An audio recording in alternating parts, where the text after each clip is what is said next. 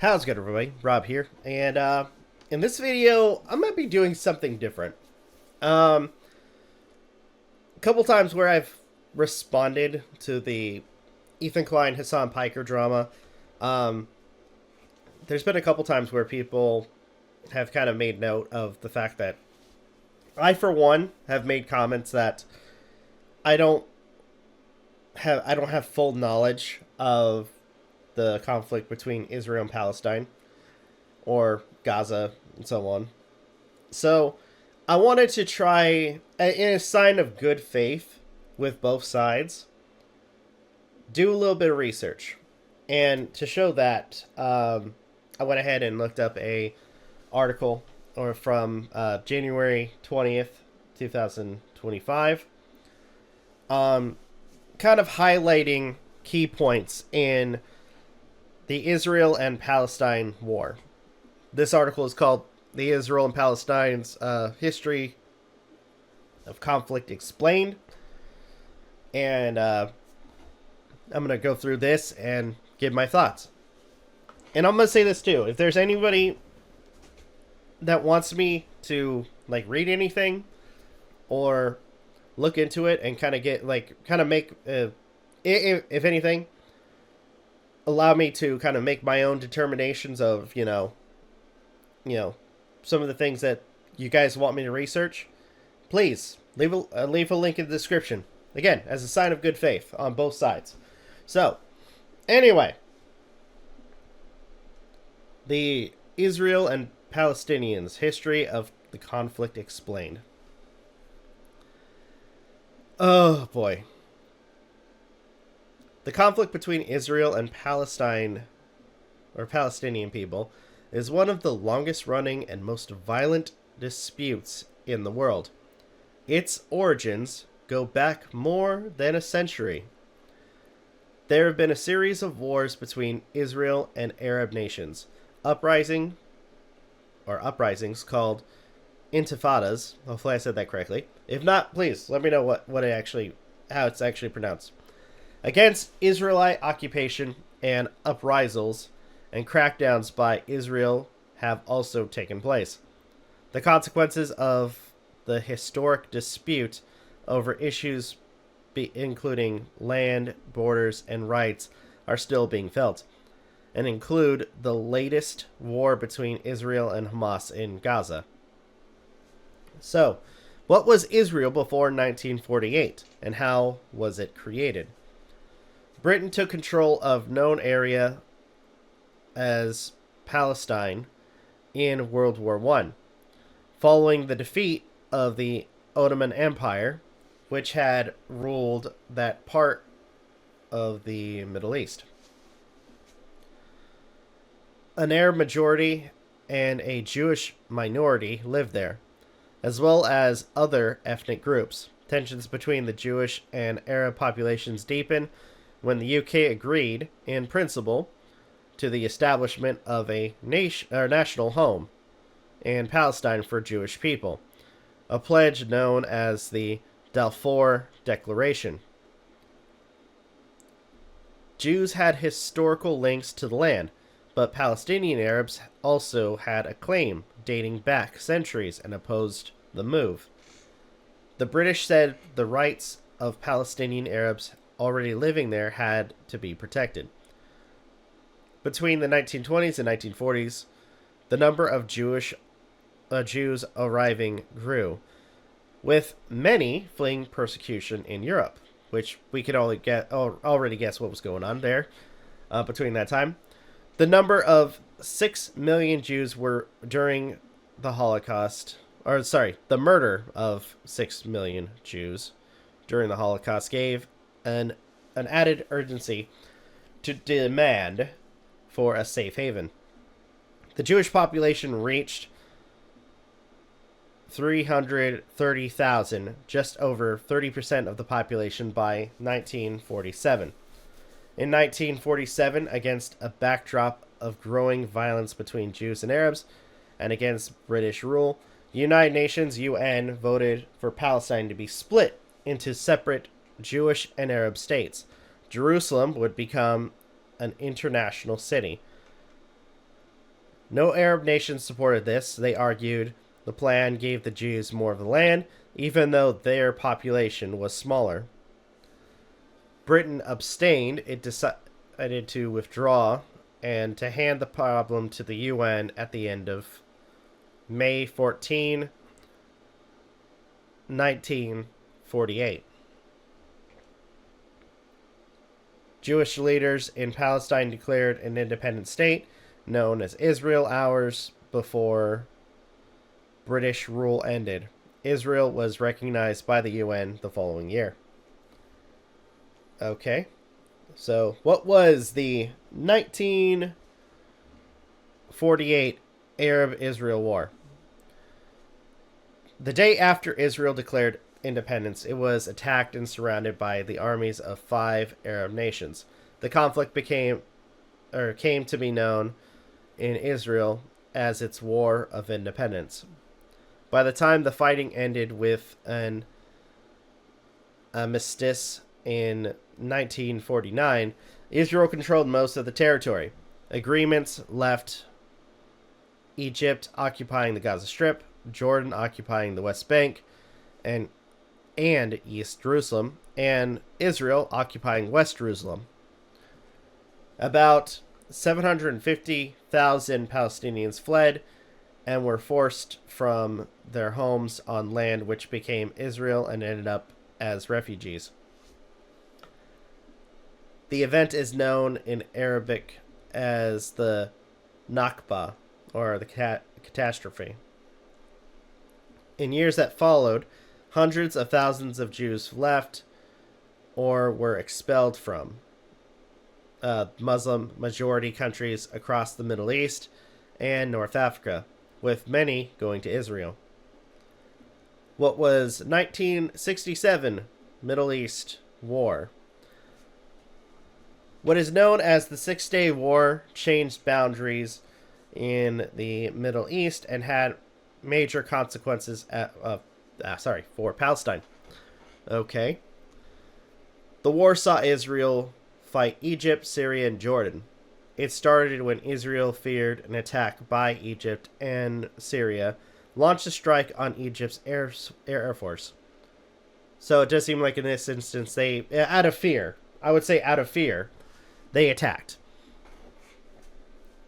By the time the fighting ended, Israel had captured the Sinai Peninsula and Gaza from Egypt, most of the Golan Heights from Syria, and East Jerusalem and the West Bank from Jordan.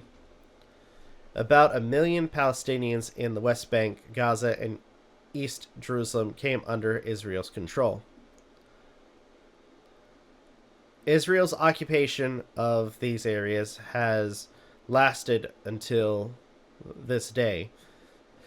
Israel signed a peace treaty with Egypt in 1979 and returned the Sinai. It annexed East Jerusalem and the Golan Heights, making them part of Israel, although this has not been recognized by most of the international community.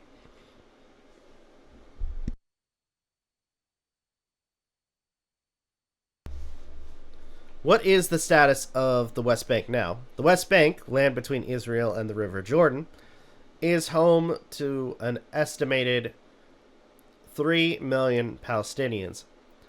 Along with East Jerusalem and Gaza, it is part of what are widely known as the occupied Palestinian territories. The Palestinians have always opposed Israel's presence in these areas and want them to be part of a future independent state, something backed by the vast majority of the international community. Israel still has overall control of the West Bank, but since the 1990s, a Palestinian government known as the Palestinian Authority has run most of its towns and cities. So looking at Israel's boundaries today, so we have Israel, we have Gaza, we have the West Bank, Jerusalem. So basically Jerusalem is right there. And then Lebanon, Syria, Jordan, Egypt. And then Tel Aviv. So there are about 150 Israelite settlements housing about 700,000 Jews in the West Bank and East Jerusalem. Palestinians want all Israelite settlements to be removed, and they are considered illegal under international law. Wait, hold on.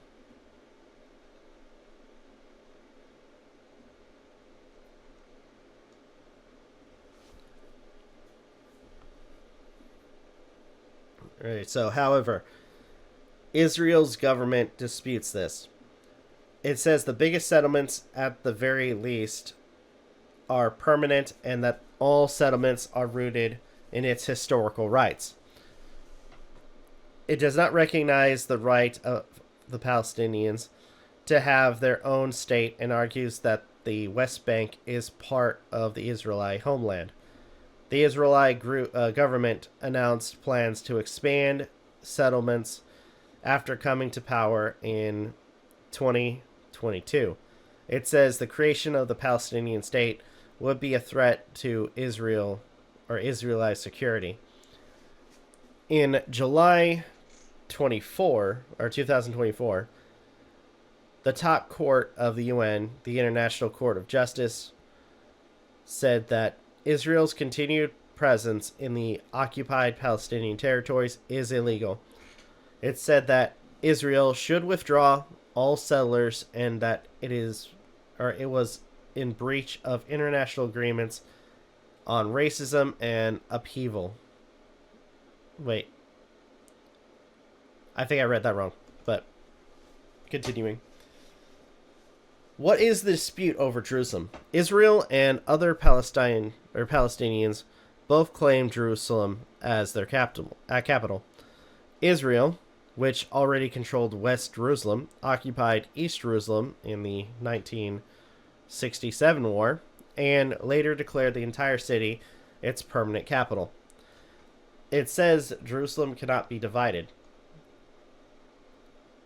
The Palestinians claim East Jerusalem as the capital of a future Palestinian state. Most of the population of East Jerusalem is Palestinian.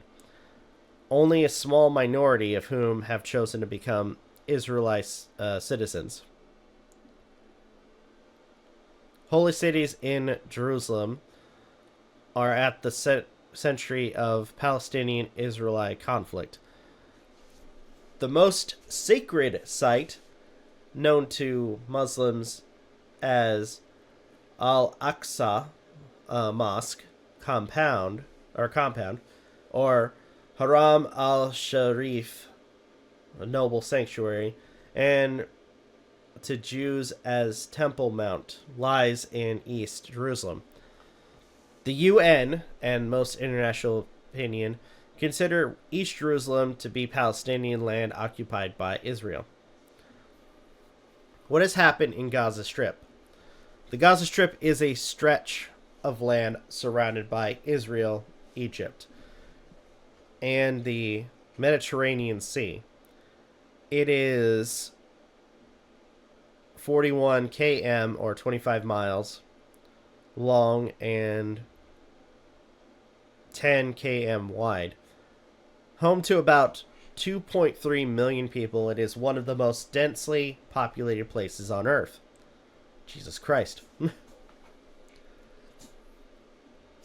Even before the latest war between Israel and Hamas, Gaza had one of the highest unemployment rates in the world. Many people were living below the poverty line and depending on food aid to survive.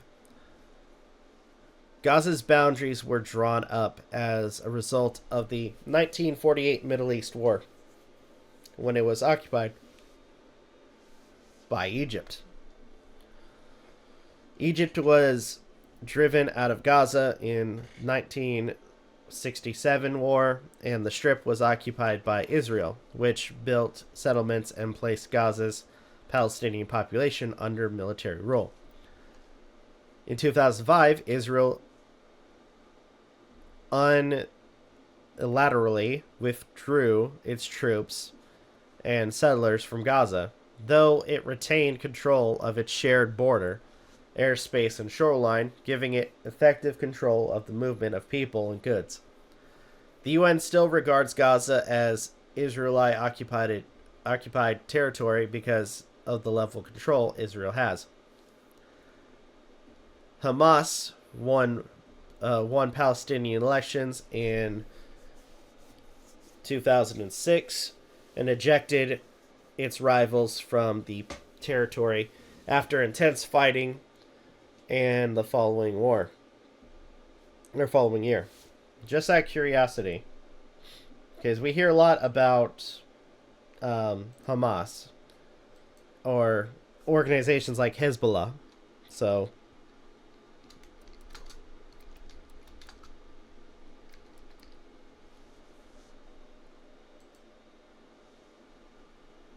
just out of curiosity, we're going to pause that for a second.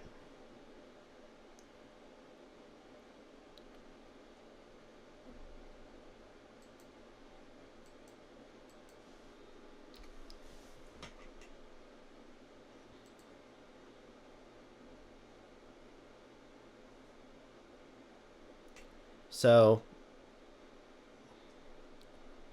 real quick, taking a look at, just doing a quick Google search because I've been kind of curious because, again, we hear a lot about Hamas.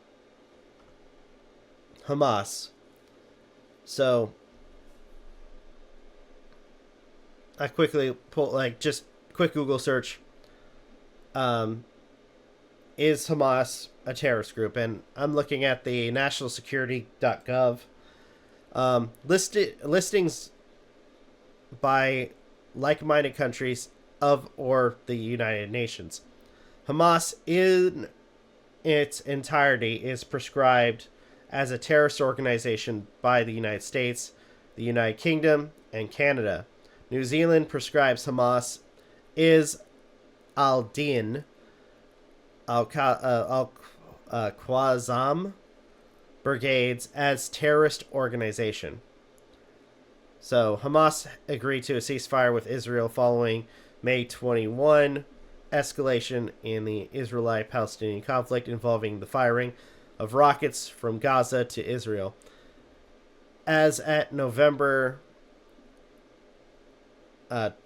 2021, Hamas is involved in negotiations with Israel to strengthen the ceasefire, with Egypt acting as mediator. In 2017, Hamas engaged in reconciliation negotiations with its rivals, the Fatah-led Palestinian Authority.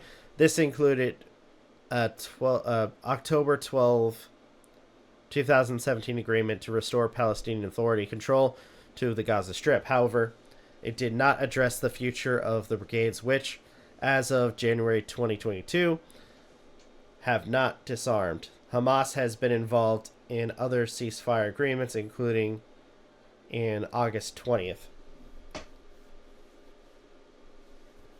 In September 22, Fatah and Hamas announced an agreement to hold general Palestinian elections following reconciliation talks. Further talks between Fatah and Hamas were held in February 2022. General Palestinian elections were scheduled for May 2021, but were postponed indefinitely in April 2021 by the Fatah-led Palestinian Authority. In January 2022, reconciliation talks commenced between Fatah, Hamas, and other Palestinian organizations in Algeria.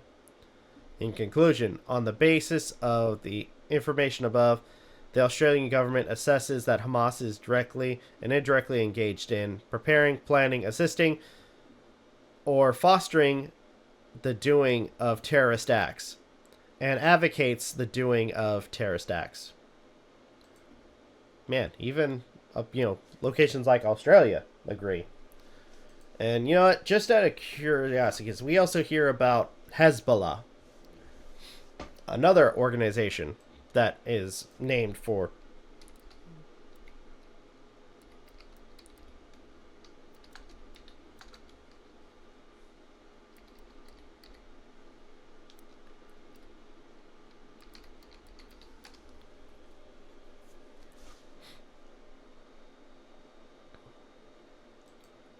so pulling up a article from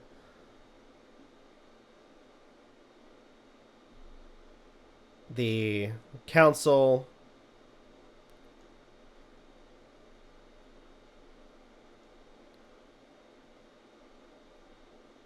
of Foreign Relations.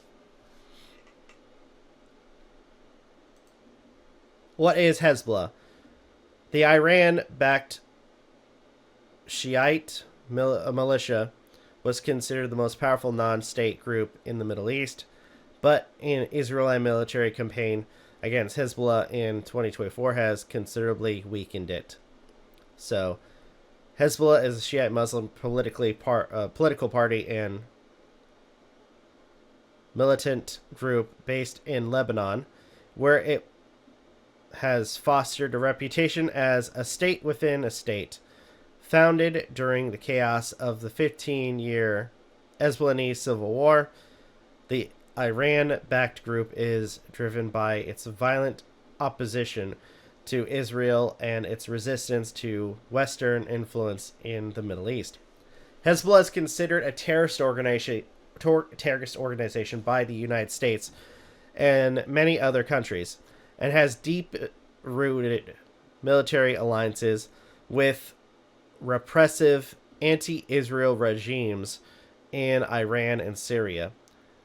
Cross-border clashes between Hezbollah and Israel escalated in recent years, particularly amid Israel's ongoing war with Hamas in the Gaza Strip that broke out last year.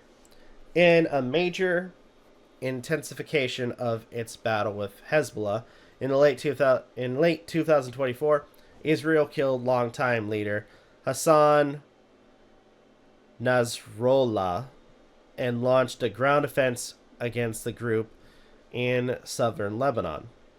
So looking at milestones of Hezbollah. Okay, so I want to come back to this later on, but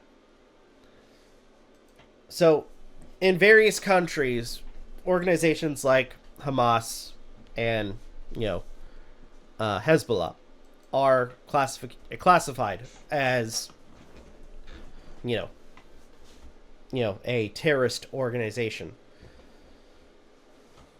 And considering their tactics to try to make to do what they want, to do what they can, I mean, yeah.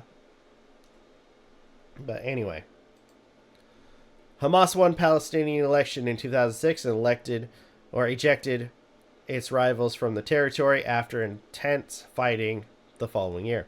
Israel and Egypt imposed a blockade in response, with Israel controlling most of what was allowed into the territory. In the years that followed, Hamas and Israel fought several major conflicts, including those in 2008, 2009, 2012, 2014. A major conflict between the two sides in May 2021 ended in a ceasefire after 11 days. Every round of fighting has seen people killed on both sides, the vast majority of them Palestinians in Gaza. On October 7, 2023, this is the one that is referenced a lot.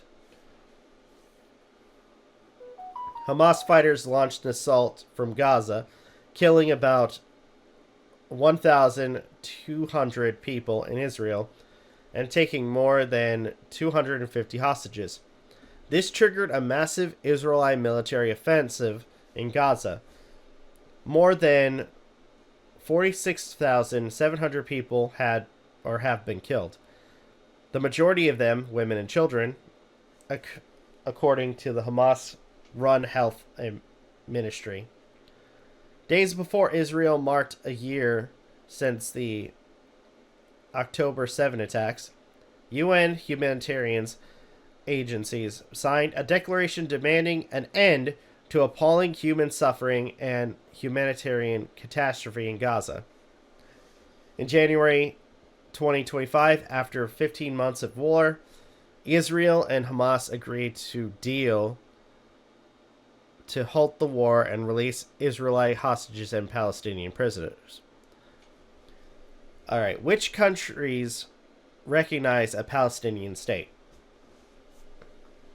In May 2024, 143 out of 193 members of the United States General Assembly voted in favor of the Palestinian bid for full UN membership, something that is only open to states.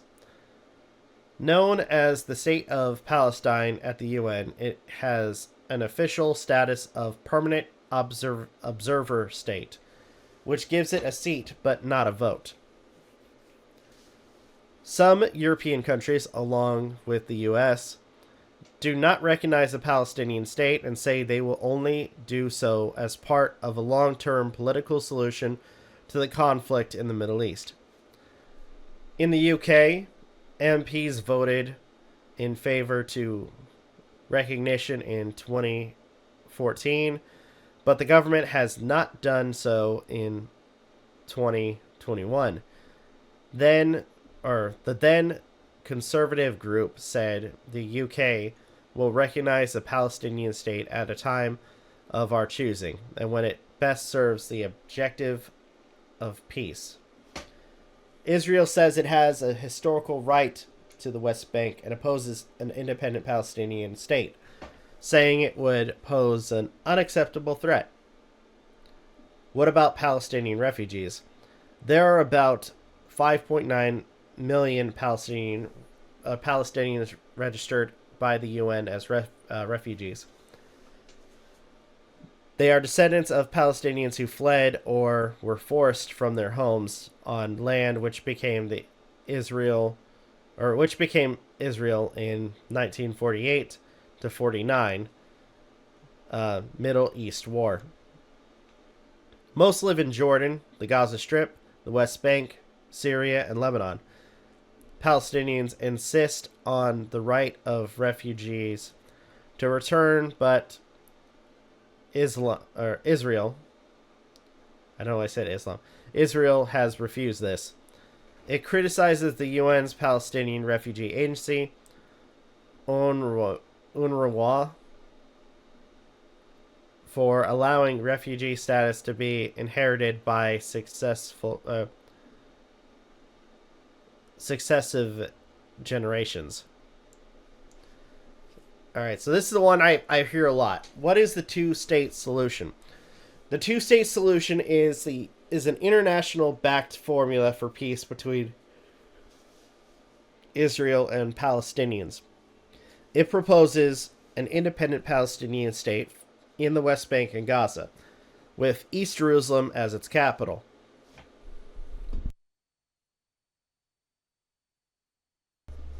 Okay. It would exist alongside Israel. Israel rejects a two-state solution. It says any final settlement must be the result of negotiations with the Palestinians, and statehood should not be a precondition. The Palestinian Authority backs a two-state solution, but Hamas does not, because it opposes the existence of Israel. Gee, I wonder why. Hamas says that it could accept an interim Palestinian state based on 1967 de facto borders without officially recognizing Israel, if refugees were given the right to return. Earlier efforts to settle the conflict saw Israel and Palestinian leaders sign a deal called the Oslo Peace Accords in 1993. This was intended to provide a framework for peace talks. However, talks eventually collapse with each side blaming the other. So, from what I can see, and I think what a lot of other people can see, is there has been a constant issue between, what's been going on with, the people of Israel and then other countries surrounding them. For the most part, not even, I want to say, like, from what I read, and you guys, however you guys can interpret it, you guys can let me know. But it does seem like, that organizations, or at least, those around them, did not want them there in the first place. And ever since, I want to say, for the longest time, there has been a constant back and forth between, the both, not organizations, but both groups. So I will say the conflict itself between the two, I hate to say it, I mean, I, for one, like, reading about it, I am... So, I could be wrong, or, like, to some extent. I want to do more research on it, because I, for one, am somewhat, and I might do a video on like doing my research, but I'm somewhat in between on the two-state solution. Like, in terms of, like, Palestine's reasoning for it, I understand. But I will admit that Jerusalem, or Israel, is somewhat being kind of, considering, a lot of people, are kind of in present day as refugees. I mean, I can kind of understand, like, why the Palestinian community would want a two-state solution. That way they have it to some extent, have a placeholder, or at least a home, like an official home to live in. Even though I would say many other countries around Israel are occupied by those of, I want to say, I'm trying to, like, of Palestinian descent. And I think ultimately it does seem like the key turning point of Israel becoming its own thing was what happened with the Holocaust. And apparently many communities in the Jewish community, or many people in the Jewish community, being forced and run out of different countries. So I gotta say, I mean, as far as what I've read, each country, or each community, both the Jewish community and the Palestinian community, both have blood on their hands. And I'll be honest, I mean, reading this, I personally cannot side with one or the other.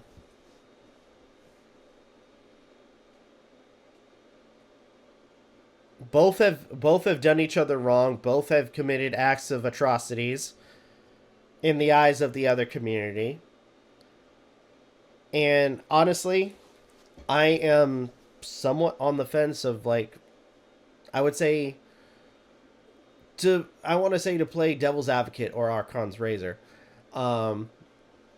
I can somewhat see both the arguments on both sides in terms of what was it called again? A two-state solution. So right now, though, I will say this has been an interesting read to learn a little bit more about what's going on. And if you guys have anything you'd like me to read, again, I've at a sign of good faith for both sides.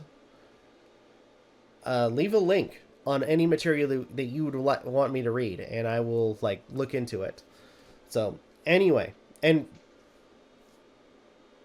I know there are people like, oh no, you're not gonna be in good faith. I'm like, well, dude, I'm literally saying, looking at this, I can't decide with either one or the other. I can't. Both have blood on their hands. So, anyway, I'm going to go ahead and end the video here. Thank you guys so much for watching. Truly appreciate it. If you guys can, please like, comment, share, subscribe. All that good stuff. If you guys want to follow us on social media, links are in the description down below, as well as check out our daily content and the weekly podcast. With that being said, this is Rob Novakast signing off. Have a good one. Take care. And I'll see you guys next video.